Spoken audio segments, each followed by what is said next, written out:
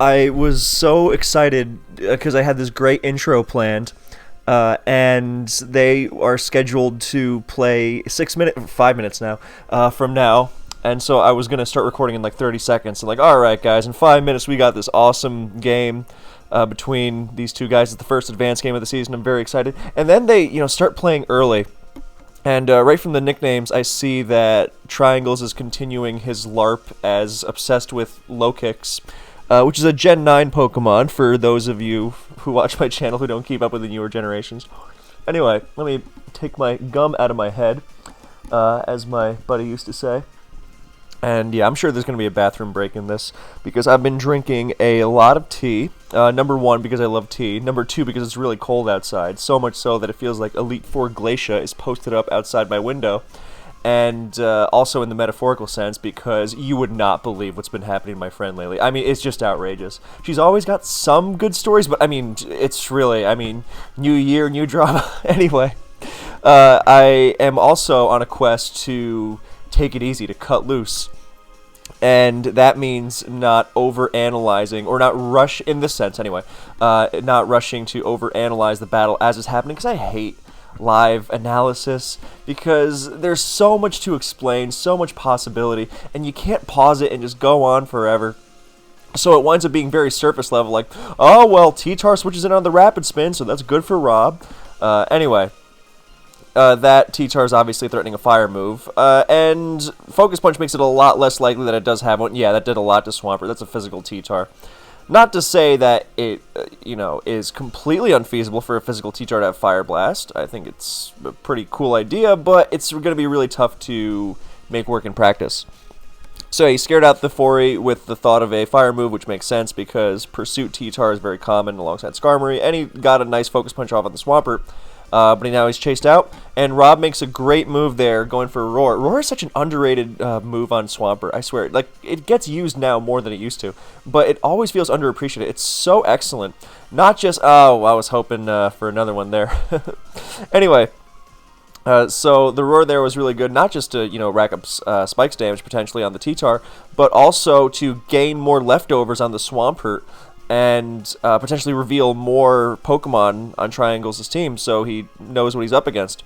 And this is... I love unique applications of phasing moves. I love them so much, I have a video called Underrated Uses of Phasing Moves or something. It's on the channel. You have to scroll for a while, but it's there. Anyway, so the overarching dynamic of this game seems to be that Triangles is going to want to have spikes against what is clearly a very bulky team from Rob, which is a departure from his usual style. I'm happy to see that. So he wants to T-Wave, or no, he doesn't want to T-Wave. Triangles is going to want to keep spikes, obviously, but the dance around the spinning Fori can be a little awkward. Now, it's too early to definitively draw the conclusion that this Skarm is unable to keep up spikes against Forretress unless Rob messes up. He's going to Whirlwind here. There's no way he doesn't. Yeah, I mean, that was... Yeah, because he clearly is under some form of pressure from Fori. I don't know if he didn't expect it or something, but if you have a Skarm, then you're gonna have to do something to deal with. Oh, there's a Wish. Well, that's gonna help out Fori in the longevity department a lot. That's a good choice, because that's Fori's number one problem: falling behind, as opposed to Skarm, who hovers above spikes forever. So here's a Focus. Here comes a Swampert. As long as that doesn't crit, it'll be fine. It's gonna out heal by a significant margin. Not just on this turn, plus lefties, but, the following turn as well. And Rob's got a very free Surf here. I think he should Roar because the Surf is so free. And Triangles is relying on T-Tar a lot here to make up for some sort of lost ground, so he doesn't want to risk it. Yeah, so there you go. That would have been a good turn. Anyway, so when you have a Skarm team, then you have to have some way of keeping up spikes against spinners, right? And Fori is one of the spinners. So now he's playing this this very delicate game against the Fori.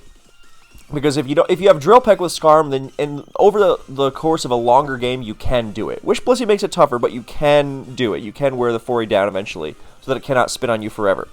If you don't have that, then you need some sort of anti-Fortress method. So traditionally, this is going to be Gengar, because spin blocking is obvious and Gengar's an amazing spin blocker, but there's also the method of Magneton, HP firing and forcibly removing the Fori, you know. And, I mean, there are other methods, too. I used to really like pursuing the Fori with Pursuit Tar a million times over, because it has to switch every time. So eventually, you know, but that works much better in conjunction with Drill Peck Scarm. So, and the other really, really inadvisable way, unless you're really committed, and I was just reminded of this because I saw the Zapdos, is you can, if you have pressure, then you can PP stall it. Some really, really old hardcore stall teams in advance, they would PP stall Rapid Spin, because Spikes is 32, Rapid Spin is 64. Oh, wait, you know, and you think, oh, well, pressure, that's 2, right? So doesn't Spikes still run out at the same time as Rapid Spin?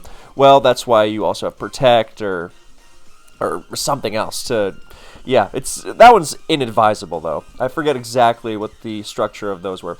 Anyway, there's the Gengar, finally. So, very nicely done. That's a great display of patience. And this is actually a great example of why I don't love Fartin Luther King. Jesus Christ. That's so terrible. I feel bad at laughing at that. To me, that's a real guilty pleasure. Not something that you know is dumb and, you know, like a cheesy rom-com or something. Let me tell you, I saw Bridget Jones's Diary recently, and I loved it. I thought it was amazing. I had so much fun. And at first I was like, okay, I'm sure I'll sit through this and it'll be okay. Oh, no. Anyway, so that's not a guilty pleasure. To me, a guilty pleasure is something that is, like, really, like, not okay, let's say, and you laugh at it, or you enjoy it anyway, in some sense. Anyway, so that was a really nice display of patience. First of all, it demonstrates the dynamic of if you're going to have a Skarmory without Drill Peck, you better be able to deal with Claydol and Forretress in some way. There's lots of ways to do it. Those are some of the methods.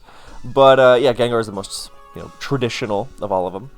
And what's specific, the dance now becomes protecting Gengar against the very obvious Pursuit Tar. And this is so dangerous on every turn because... I mean, going to T-Tar and getting double switched on, that's not the end of the world. Okay, maybe you don't switch into... You don't beat Gengar as well now, especially because you got the second layer of spikes, you know, helping out-damage leftovers. Or leftovers in the event that T-Tar stays in. But there's a Hydro... Gengar into Hydro. I mean, it takes less than half, so it's very specially bulky, so it's not afraid of Pursuit Tar either. So very spikes-oriented, but... And, I mean, yeah, it's going to threaten with Giga Drain. Swampert's probably going to protect here just to get info.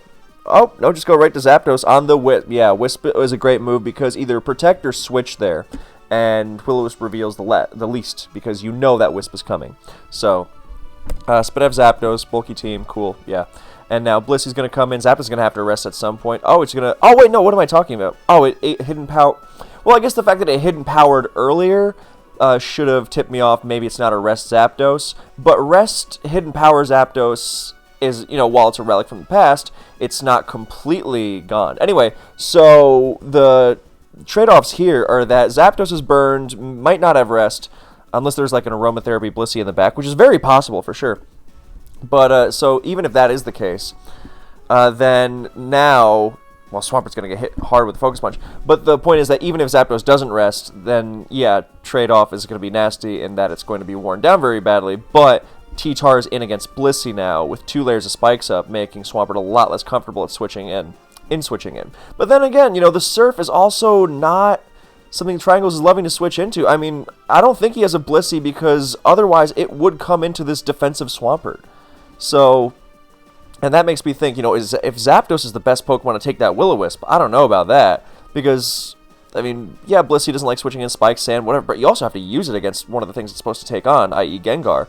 And you're not going to absorb Wisp with T-Tar, Skarm, you know, Zapdos is your... Obviously not Gengar, but also... Starving Fartis, Jesus Christ. Yeah, even if the Swampert is Refresh, which I don't think it is because it has Hydro Pump, which means EQ, Ice Beam, Hydro, Protect...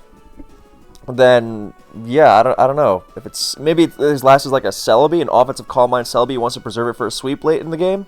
I mean, that's cool and all, but also means that switching into Will-O-Wisp, which is one of the most important things to do in the tier, is going to, you know, be kind of a pain. So if Rob can leverage his Gengar well, then that's going to be one of his best weapons.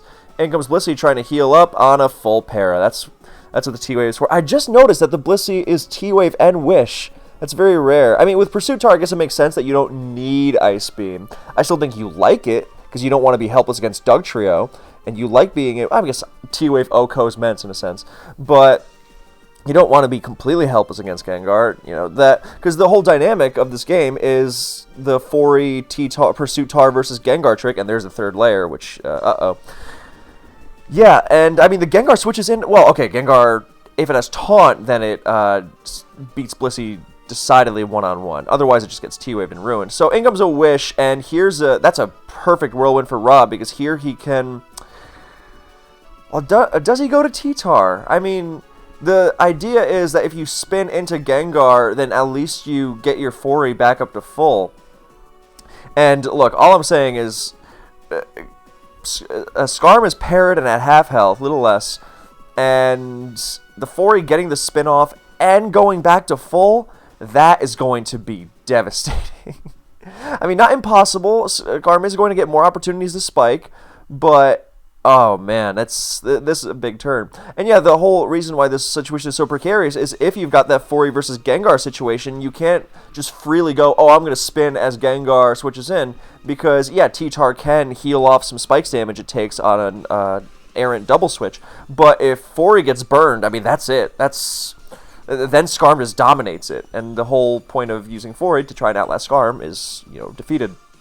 Now, if Blissey had Aromatherapy, or Heal Bell, which I think it should run on these kinds of teams more, because it also helps, you know, Swampert shrug off things like Toxic Jirachi, then you would have a lot more freedom and be a lot more scary in that sense, because the Skarm user has to be a lot more careful, but it's... Yeah, the whole idea is you remove the Gengar and then you spin forever. So Rob here, if he goes to T-Tar and catches that Gengar, that's perfect because the T-Tar will be at full health. With that third layer of spikes, now T-Tar is going to be really reluctant to switch into Gengar, you know, getting wisped. Even if it doesn't have Giga Drain, it's going to be really tough. You know, so yeah, this is a really tough turn. I think the safe option is to go to well, he gets a second layer of spikes, so at least he's pressuring in return, which is good. I mean, that is good, because so the second layer of spikes, I have railed against it in videos before, and I still don't know if that was the best move. It's the safe move, for sure. Whereas Triangles going to Gengar was also the safe move, because a Spinef Gengar can live a pursuit from T-Tar. So, even if Rob does make that switch to T-Tar, well, I guess it's still not perfect, because the Tar can... The Tar is at full health, so it's not like you're trading Gengar switching out and getting pursued for damage on T-Tar so you can try to wear it down later. I guess the last depends for both a lot, but right now with Rob's very defensive focused team, then it seems like it relies on the spikes game a lot more to do its heavy lifting. So that whole 4E Gengar thing might be a little more important than for Triangles, who is clearly going for a more offensive approach. There's the Wiz, and that's well, he has the third layer of spikes, and that's going to be uncontested. And what I was saying about the second layer of spikes is that usually, yeah, I think T-Tar going there... See, this is why I like slowing the game down and explaining everything. But the reason why you would like the second layer of spikes here is because if you stay in for 2 turns, then you offset the damage from 1 layer of spikes. Or, you know, you take a collective, like, 0.5% or something. But, oh, God. Oh, no, not... Okay, well, the Wisp misses there, so that helps a lot. Yeah, I mean, that was a good move from Triangles. No, I was thinking, oh, does he T-Bolt? But, like I said, it also depends on what his moves are. Gengar is very flexible beyond Will-O-Wisp. But yeah, the reason why that second layer of spikes was good was because it was safe. You know, if Skarm Whirlwinds or if Gengar comes in, you've still done something, as opposed to the, you know, higher potential downsides. There's the pursuit, there's the survival. Yeah, I mean, that burn's really gonna suck, but if there's anything that can offset it, it's the fact that Blissey is at 81. I'm also wondering if the 4E has a move to... I mean, the 4E's burned now. Who cares, actually? Skarm is gonna... Yeah, so now it's who's going to... It's kind of like a Superman game now, but with less spikes immunities, in that both teams are just gonna say, alright, I'm gonna have to grin and bear these multiple layers of spikes, and see who... Rob, because Triangles isn't gonna be able to spin them, and Triangles... Oh... There's the T-Bolt, okay.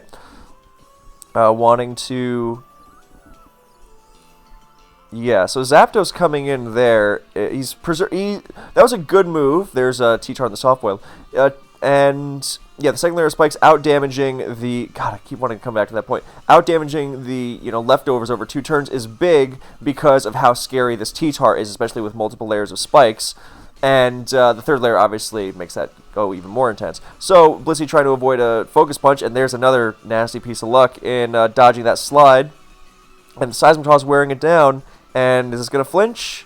No, it doesn't. And now T-Tar is in range for the third layer of spikes. Now, of course, Blissey is not going to be able to switch in on anything. It's going to have to sacrifice something and then soft boil on the Zapdos, which will not be able to do 25% to it. But here comes Pert, which is also going to be sacrificed. Like, if that's, I mean, maybe Rob is reading into, I mean, I guess it could also be Arrow last, which makes sense. I like Celebi more because right now Triangles' answer to opposing Zapdos is his own Zapdos, which is really not reliable. So I think the offensive Calm Mind Celebi route makes a lot more sense. Something that can withstand special hits in some capacity. Arrow, I mean, I get the idea that between T-Tar, Pert, Gengar, Zapdos pivoting, and it's not Drill Peck Scarp, so it's clearly toxic. You can try to limit offensive Zapdos in that capacity, which opens you up to running a more offensively oriented team with Arrow. Rob's got 15 seconds on the timer. He better click. Dude, you committed to sacrificing that Swampert. Oh, I guess he's thinking, should I protect? Yeah, no, of course he should protect. Unless, I guess he was committed not to. I mean, but you're committed to having a Swampert that cannot take Arrow on anymore. Ooh, just barely survived.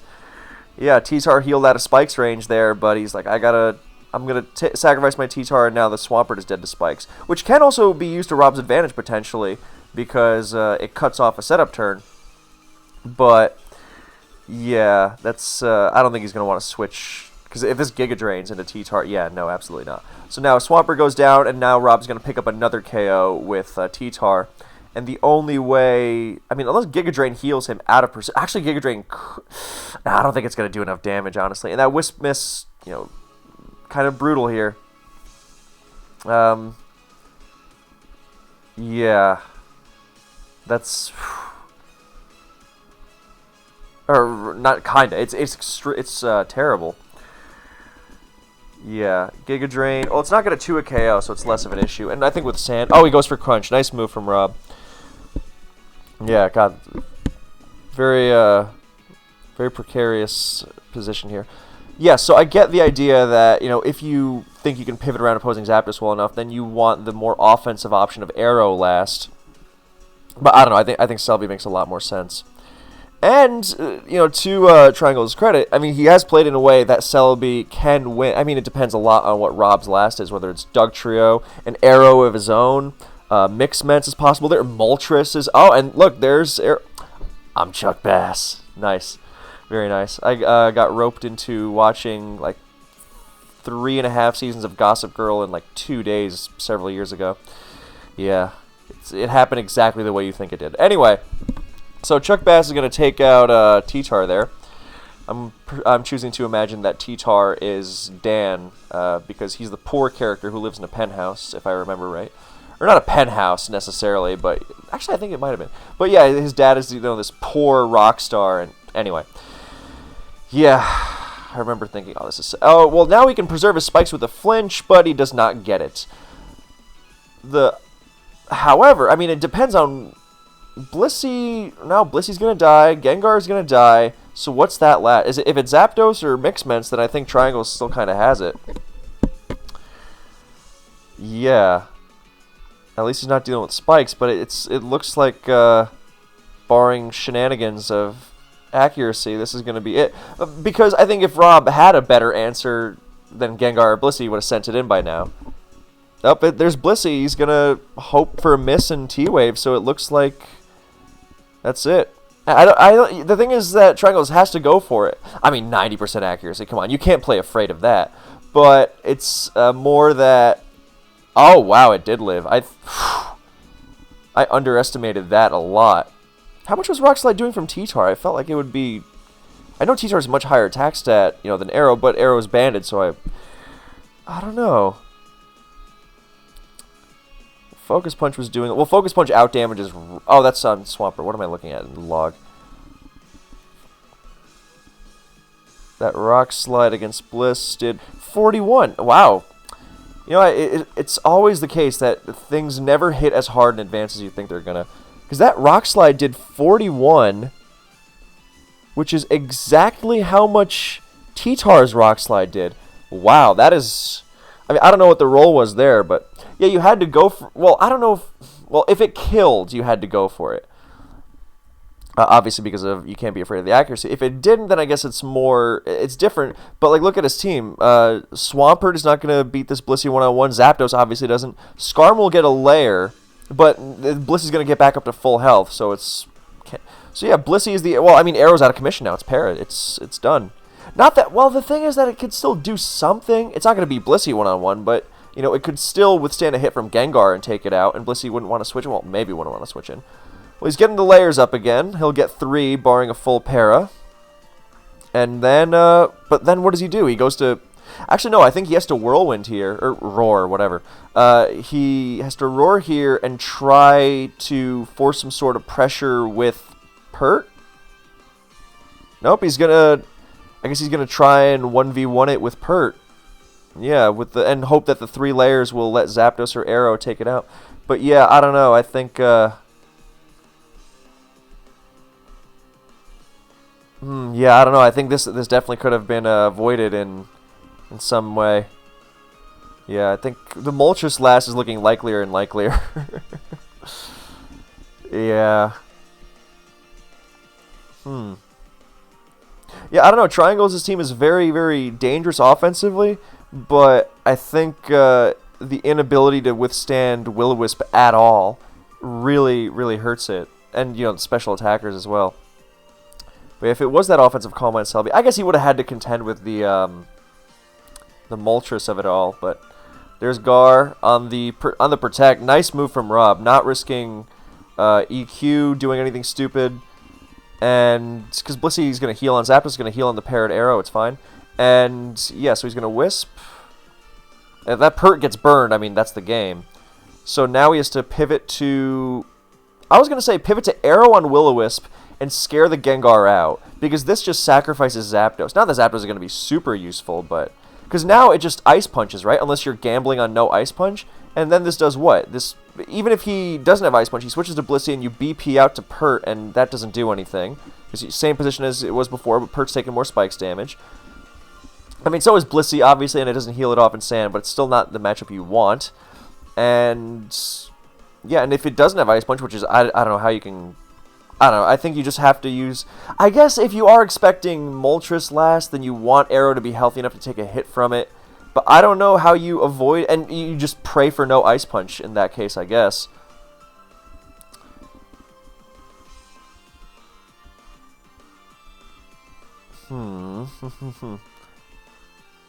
Yeah,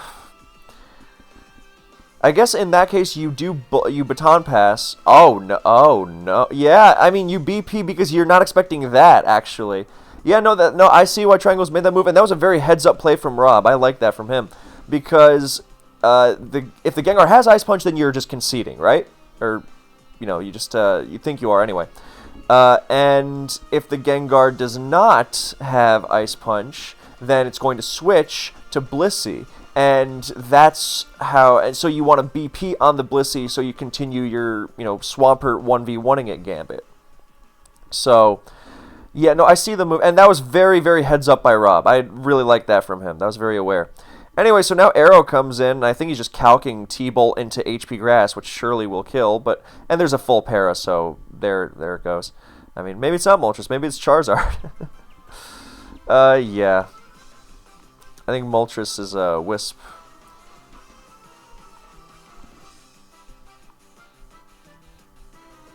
Yeah, Arrow was not blessed indeed.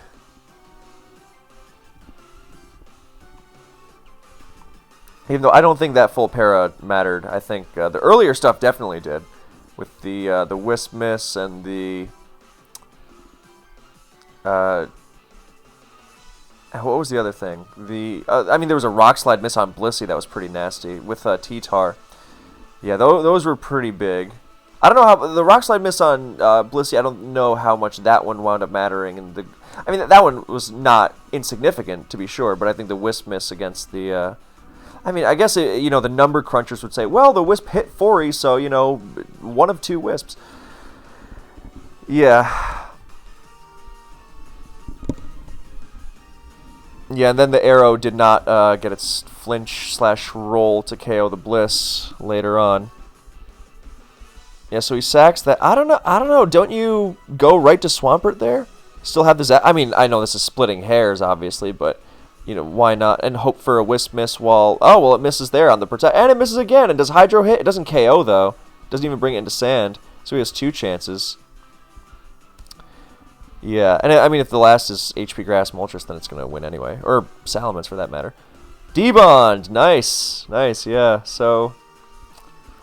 Yeah, I mean, the miss against Tito were definitely significant, but I mean, depending on how it was played... I don't know, though. I don't want to be that guy who goes, well, actually, even though the luck was significant, Rob still could have... Because, you don't know how it could have gone, but there is no denying that it was a major, major factor in the game.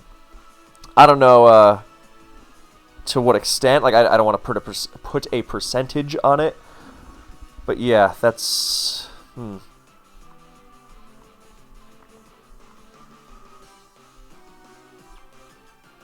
Yeah, a lot of rock slides. I don't know. This is the frustration of Advance is that you can't, quote unquote, just use more accurate moves, because then you will. Oh, he's not even going to reveal the last. Yeah. So he says arrow last. I mean, it could have been arrow last, but Rob isn't going to give it to us, which is smart, by the way. That's. To not reveal what your last is, that's major information that your opponents don't have later on. And you could make some sort of inference based on how he played it. But if it was arrow last, then that's pretty good in terms of yeah, it's probably going to be some sort of flyer though. Can't imagine it was Doug. Yeah, so Molt, Mence, Zard, Zap, Arrow, something like that. Feasibly Starmie or something. Not a flyer, but has been running that kind of team before. But, it's such a flexible slot. You can do whatever you want there. Thank you so much for watching. I hope you enjoyed. And this is actually a rematch from last year, week 1. They had this game. See, this is going to be part of my intro, that I would just quickly go through this game they had last year, where, let me switch the viewpoint so it's identical, where,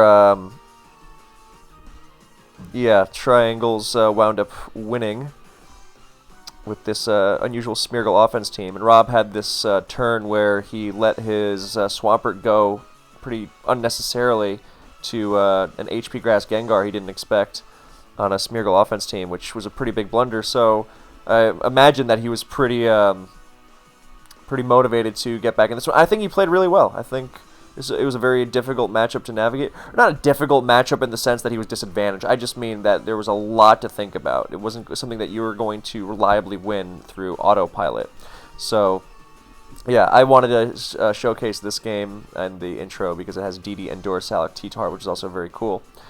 Yeah, so this was last year. What was the date? January 21st. Wow, almost to the day. That's crazy. Yeah, 364 days ago they played this game. It was also Saturday, and yeah.